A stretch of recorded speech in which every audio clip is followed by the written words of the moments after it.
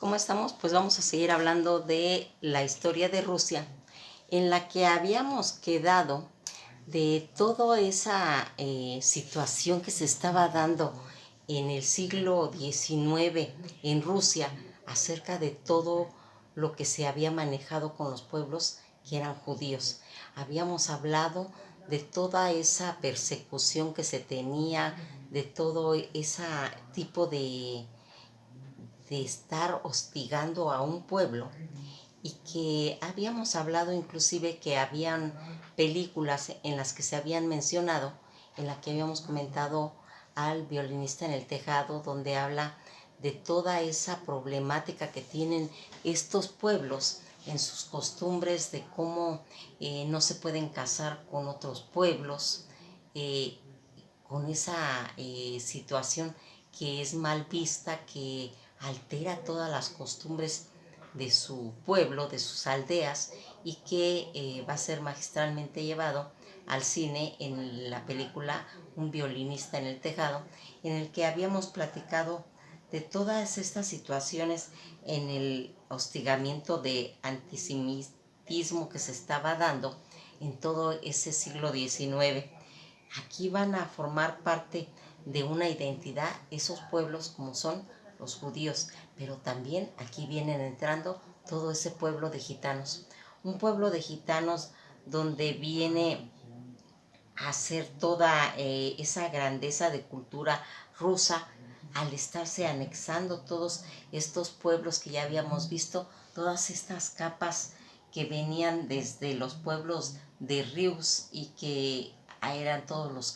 caucásicos, todos los que venían de las tierras de Estambul, los varegos, los eslavos, los vikingos y los casacos, que van a ir formando todas esas capas de turco-mongoles y toda esa diversidad de pueblos que constituyen Rusia. Aquí vamos viendo cómo toda esa grandeza que habían tenido estos pueblos de gitanos, que también se iban a incorporar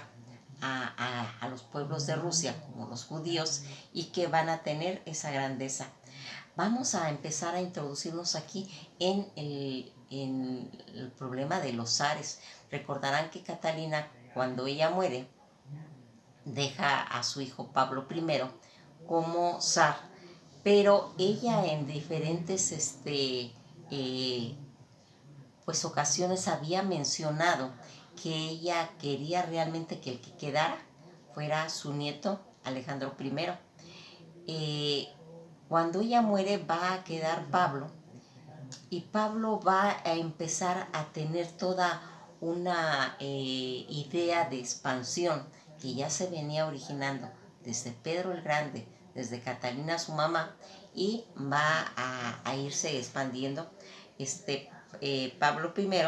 y que va a traer todas esas ideas que ya venían arrasándose, como hemos recordado de la Ilustración, donde en todos esos salones se comentaba todas esas pláticas de los eh, querer hacerlo de las enciclopedias que habíamos platicado, y todo ese concepto de el déspota ilustrado que se vino manejando. Fíjense cómo aquí va a ir haciendo que toda esta situación, desde que habíamos hablado de Francisco de Miranda, cuando llegaba él con todas sus grandes ideas a Rusia en la época de Catalina la Grande, y que se van él a regresar a plasmar, a cristalizar todos sus pensamientos, y se va a Francia y se va a empezar a hacer toda esa situación de las asambleas generales que van a dar como origen pues a toda esa revolución francesa que se estaba dando y que se originó en 1789, donde va a sacudir a Francia, a toda Europa, pero también va a sacudir a Rusia, porque están unidas toda esta situación, todos estos conceptos de la Ilustración que se hacía, y todas esas consecuencias que trae por siempre todas las revoluciones, y en este caso la Revolución Francesa, en la que Rusia estaba de acuerdo, pero acuérdense que ellos tenían pues ciertos criterios autócratas en las que manejaban, que estaban viendo pues de estar de acuerdo con la ilustración, pero simplemente en cosas literarias, porque ellos, su situación ideológica como zares, pues no permitían que estuvieran las ideas de la revolución metidas en su país, que era Rusia, y aquí se va a empezar a manejar un general que ya viene haciendo por medio de batallas que viene desarrollando y que ya habíamos visto cuando va a hacer toda esa invasión a África y toda esa resonancia que tuvo él de cuando llega a la isla de Malta en todas esas campañas que a él lo habían mandado, pero él en esa ocasión, estamos hablando de Napoleón, trató mal a un embajador soviético. Eso le va a traer consecuencias más adelante, porque aquí se va a empezar a suscitar en que van a, pues se va a enojar el pueblo ruso, el zar Pablo, se va a enojar de toda esta situación que se viene acompañando contra todas esas campañas napoleónicas que se hacían. Pero aquí va a haber una situación, aquí va a querer Pablo, que es el hijo de Catalina I, va a querer invadir, hacer su expansión por Europa y desiste por un rato y él dice, pues a mí me falta la India, y entonces va a tratar de invadir la India sin darse cuenta de que la India pues es la perla de Inglaterra. Entonces imagínense en el problema que se tenían los ingleses al estarse dando cuenta de que Pablo I, hijo de Alejandra, quiere invadir la India. Y entonces va a hacer una conspiración que ya se había manejado desde la época de Catalina, en la que ella había comentado que para ella era mejor que quedara su nieto. Y entonces van a hacer aquí una campaña de conspiración los ingleses para dejar a Alejandro I y van a matar a Pablo I, el hijo de Alejandra y papá de Alejandro, para meterlo, para instituirlo a él y dejarlo. Todo este patrocinio que están haciendo de esas campañas de conspiración y que van en esa forma pues a reforzarlo para que quede Alejandro I y lo van a nombrar zar. Con todos estos episodios decisivos que se están suscitando y que se están dando margen a todas esas guerras napoleónicas que va a hacer Napoleón en esa avanzada hacia Rusia. Ya había pasado él por todos los problemas que había tenido con España cuando trató de neutralizar a Portugal, y que va a hacer pues que se empiece a hacer una onda donde va a pactar Napoleón con Alejandro. Toda esta avanzada que se dice,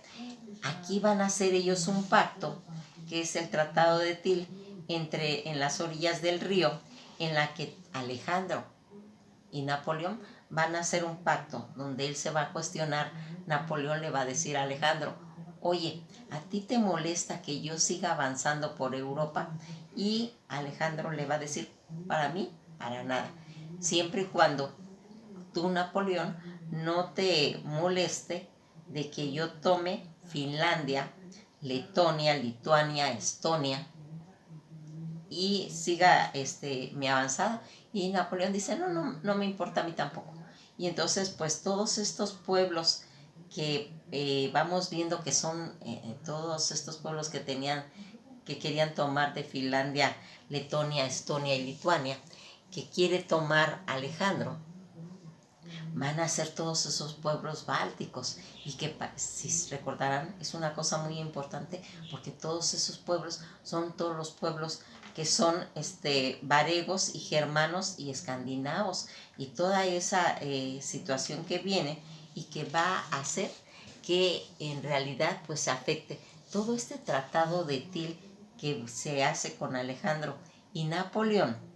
donde el objetivo de este pacto es más bien para salvar a Rusia Y todo esto va a estar ocurriendo entre 1805 a 1807 y que va a ser algo parecido como lo que se hizo del pacto entre Hitler y Stalin. Todas estas situaciones que se reparten, todas estas tierras, todos los países bálticos, y que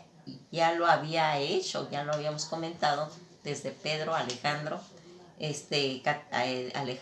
Catalina la Grande y Alejandro I, toda esa expansión que tenía y que estaba inclusive afectando los 5 centros asiáticos. Hasta esa magnitud se estaban haciendo, abarcando también todos esos pueblos bálticos, donde se van a ir perdiendo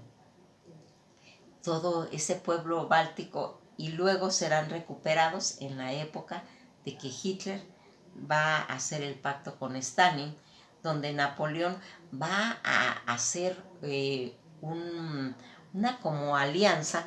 con los de Polonia, porque Polonia por lo regular siempre tiene ese tipo de actitudes de unirse a los pueblos que llegan a combatir con el afán de hacer sus estados pues que fueran pues libres, y van a pactar los de Polonia van a pactar con Napoleón y le van pues a pedir de que los ayude a salir como pueblo, pero Napoleón, al hacer el pacto con Alejandro, totalmente se olvida de esta situación, afectándolos grandemente, porque ya quedan con el estigma de que tuvieron que ver con Napoleón. Y entonces en esa forma, en lugar de ayudarlos, pues los manchan, porque ya Europa ya los tiene determinados, y Rusia también, como que es un pueblo aliado a Napoleón. Todos estos artificios y todas estas derrotas que va a venir haciéndose Napoleón, y que va a tener que hacer esa entrada a las estepas. ¿Por qué lo hace? Porque así como Hitler también tuvo esa introducción en Rusia, lo hacen como para sacar de jugada, como para sacar del mapa a los rusos. Por eso es que hacen esas entradas a esas estepas, en donde lo único que van a hacer todas esas campañas, y que Rusia tiene esas estrategias de retirada, en la que cuando vienen todos los invasores, en lugar de pelear, ellos llaman,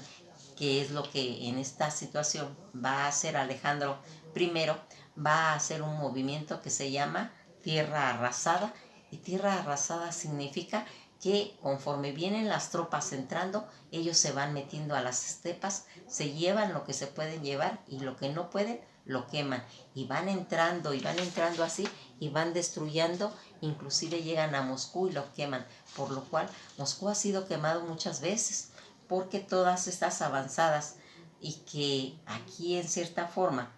es la fuerza que tiene Rusia, de que el general Invierno les ayuda a destruir a todo el que se intenta meter a sus estepas. Aquí León Tolstoy va a plasmar en todas las guerras napoleónicas un libro que se llama La Guerra y la Paz, en la cual va a comentar todas estas derrotas que tuvieron,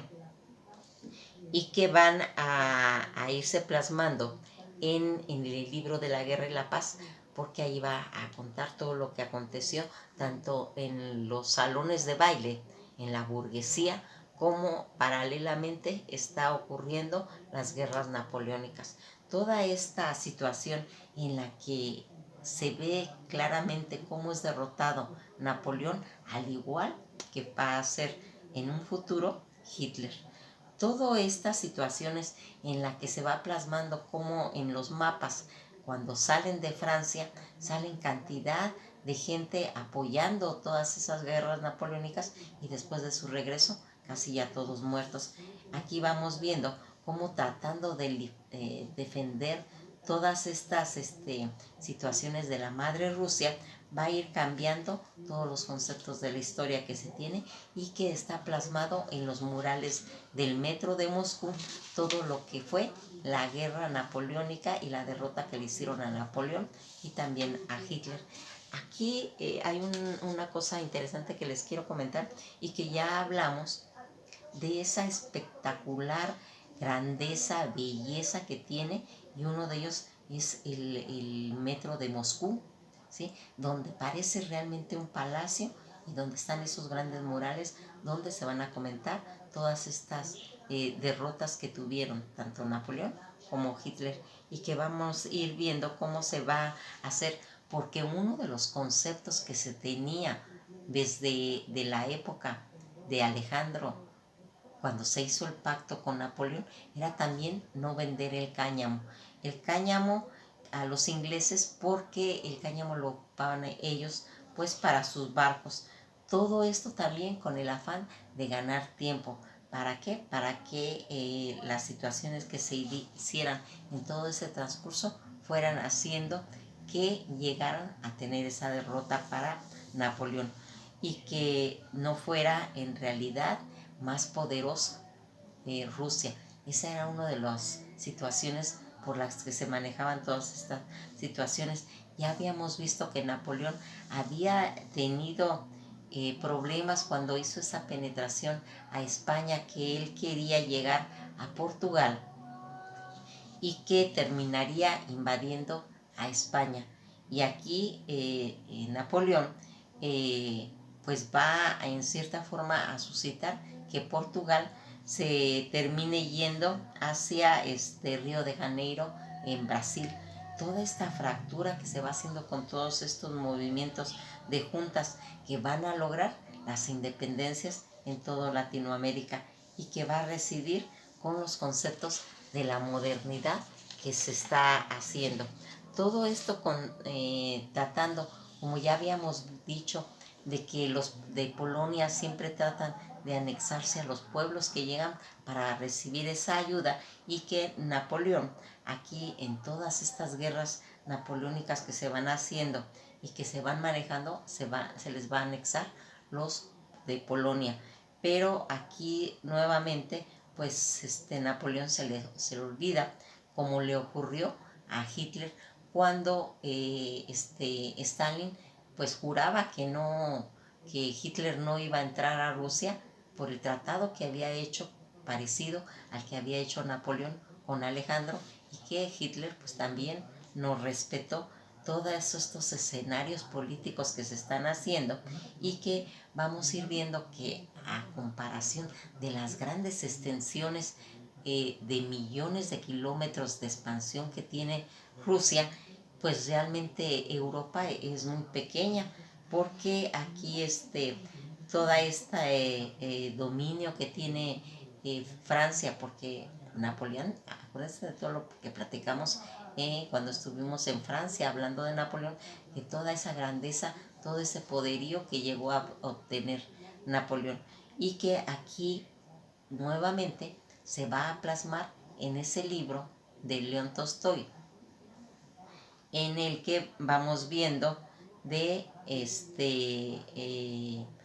la guerra y la paz en la que se va a ir haciendo, y que aparentemente es una guerra que es ganada por los franceses, pero que se disminuye mucho en todo su ejército, y que vamos viendo que la guerra que está plasmando en el libro La Guerra y la Paz es cuando se va a situar en toda la guerra que está en Crimea. Una de las situaciones que tiene Rusia es que su suelo es de barro y es de nieve, y conforme van entrando todos los ejércitos se van hundiendo, se van pues menguando, porque acuérdense de la retirada que tienen los rusos para adelante, y no van a dejar comida, no dejan dónde vivir, van arrasando, que le llaman tierra arrasada, porque ya no dejan nada. Entonces cuando llegan todos sus ejércitos, aparte de que ya vienen cansados, aparte de que no tienen qué comer ni dónde resguardarse, pues van muriendo de todo ese general invierno, y aparte están atacados por todos los cosacos, que ellos sí estaban acostumbrados a vivir en Rusia y que sabían manejar esas situaciones, y que los europeos desconocen de todo ese poderío. Pero ¿qué gente se le había unido a Napoleón? Se le habían unido, ya vimos aquel, los de Polonia, pero también se le van a unir todos los germanos como voluntarios a ese movimiento, y que aquí van a ir viendo cómo se va haciendo que la Iglesia Ortodoxa rusa, ¿sí?, tiene también cierto apoyo, porque los polacos son católicos. Entonces ahí está toda esa diversidad de pensamiento, de religiones, y aunada a los germanos, que vienen reforzando todas estas ideas que venían ya desde la Ilustración, en la que hablan de las ideas de la libertad del pensamiento, y que aquí había un problema muy grande en Rusia, que eran los siervos. Esos siervos que no tenían ningún derecho, y que en esa época se estaba manejando el derecho de pernada, en la que el dueño, el señor, el zar, tiene todos los derechos sobre la familia, sobre las mujeres, que en la noche de bodas tenía que estar con, con con todos los zares, con toda esa gente. Sabían todos esos problemas que tenían, y que todas estas ideas de la Ilustración podían manejar a todo ese problema tan grande que tenían acerca de los siervos, porque los siervos también eran vendidos por cuotas para sustituir a todos los nobles que no querían ir a las batallas, y que va haciendo de que en la época de Alejandro va a tratar de solucionar ese problema, en la que ya vamos a hablar